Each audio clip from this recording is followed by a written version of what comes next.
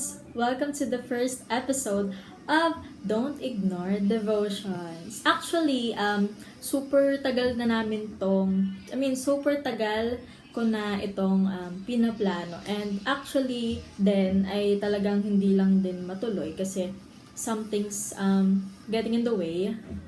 Halimbawa ay yung minsan maingay yung background, ganyan. And I don't know if talagang natanggal ko nga this time ang background or medyo na reduce natin yung noise. So yeah, so let's start this first episode of Don't Ignore Devotions. Ang ating verse for today is, let me read here in my Bible, the 1 Samuel chapter 17 verse 47b. For the battle is the Lord's, and He will give you into our hand. Yan. So, for me, in my experience sa 2025, talagang na-prune ako doon. And kayo ba? Kamusta ba yung 2025 nyo? You can comment down below how your 2025 went.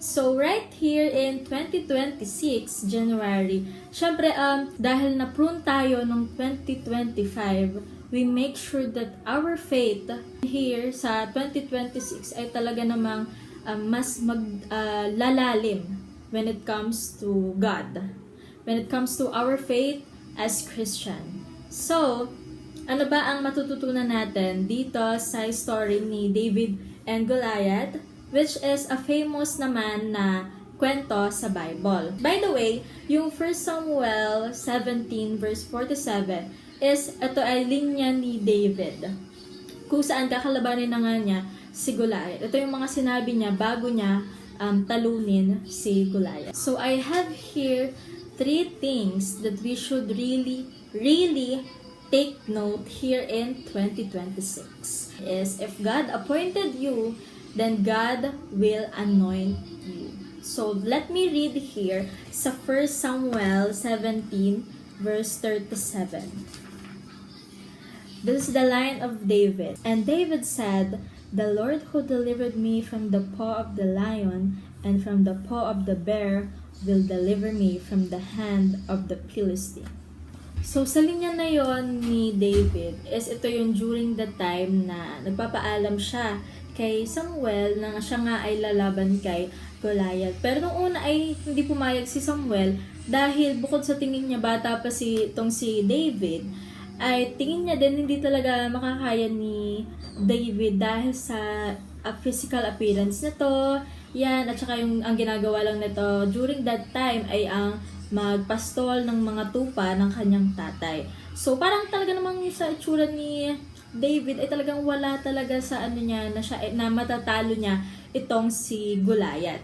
But then David said, ito nga sabi niya dito ay, if God delivered me from the paw of the lion and from the paw of the bear, then God will also deliver him from Goliath. Sa mga una-unang chapters, sinabi ni Lord kay Samuel na meron siyang itatalagang bagong king, which is itong si David. Pero bata pa nun si David. Na-point pa lang siya ni Lord, pero it's not yet the time para siya ay mamahala at maging king. Yan. Hindi si David ang unang binigyan ni Lord ng task sa Bible. There are also other men like Moses and Joshua. But both in those stories and any other stories, when God appointed them, God also anointed them. But why the story of David in David and Goliath? Because if you will read this story, you will understand na bata pa itong si David. But then, it wasn't a reason for God to not call him and appoint him. So from then on, God anointed him in all his steps. So in this journey, in our Christian journey, you are never walking alone. God has always been guiding your steps. Number 2, which is the fight the good fight of faith, which is in 1 Samuel 17 verse 45. Then David said to the Philistine, "You come to me with a sword and with a spear and with a javelin, but I come to you in the name of the Lord of hosts, the God of the armies of Israel, whom you have defied. Bukod sa talagang grabe yung faith ni David, ay naisip niya din kasi na gusto niya ipagtanggol ang mga kasamahan niya sa laban sa kung ano ang ginawa ng mga Philistine sa kanila. Yan, gusto niya ipakita na talagang ikaw, lumaban ka sa akin nang may daladala kang armas, ganyan, may suot ka na talagang mga bakal, mga metal na armor, pero ako, I come to you in the name of the Lord. So, David here shows that he will fight the good fight of faith. You see, most of our problems ay talagang ang unang magiging solusyon natin dyan, bago pa talaga natin may apply ang mismong solusyon dyan, ay magkaroon tayo ng faith. Magkaroon tayo ng good fight of faith. Kasi before anything else, we should always go to God, call to God. Even if it's just a financial problem, Lord, this is what I am experiencing right now. Before we ask for somebody's help, we go to God first. We seek God first in everything that we do. Noon, hindi naman talaga uso ang, alam mo yun, talagang noon pa lang ay makikita na talaga kung sino yung mayaman, sino yung mahirap.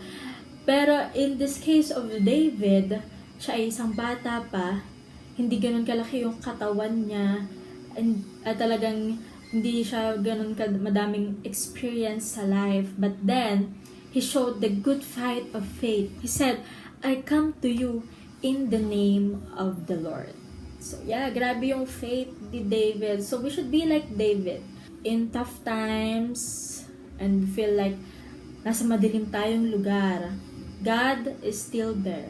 God is the light. When there's darkness, there is light. And there is God.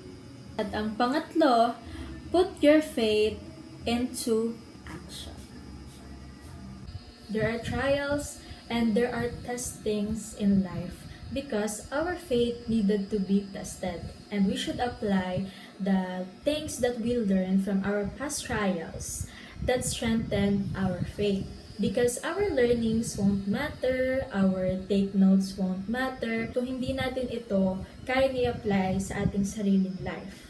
So yeah, we should put our faith into action. You see, most of the time then, kailangan lang talaga nating mag-step in. Kailangan lang natin umisang hakbang, and God will do the rest. Meron din verse sa Bible, and I will put it here, where He said na, ako ang bahalang magbigay sa'yo kung ano ang dapat mong sabihin.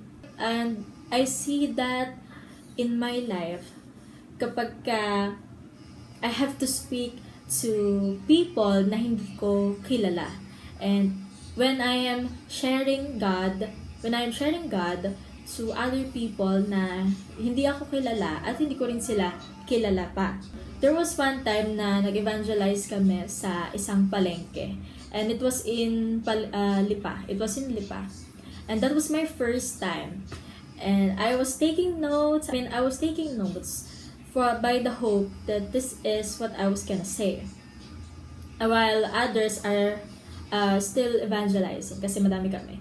And then until such time that it is my turn, but I didn't said those words that I have put in the notes in my phone. I just step in, kahit sobrang kaba-kaba talaga, ganon. I just stepped in, and I just did. And I just spoke. And God did the rest. Yeah, ang galing kasi, nakapag-share ako ng testimony, ganyan. And I have shared more words na hindi ko nalagay, na wala dun sa aking isinulat, yan.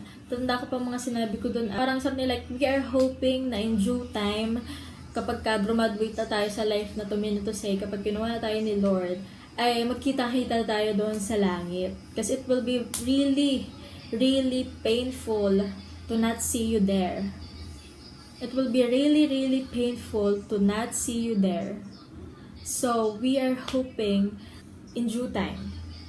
Meaning to say, you accepted God. Kaya nakita tayo doon. And that's it. The 1 Samuel chapter 17 verse 47. For the battle is the Lord's. Thank you, Lord, for really ang battle ay sa'yo. Thank you, Father. Thank you, Jesus. So, I'll see you next time. I hope you get blessed. Bye!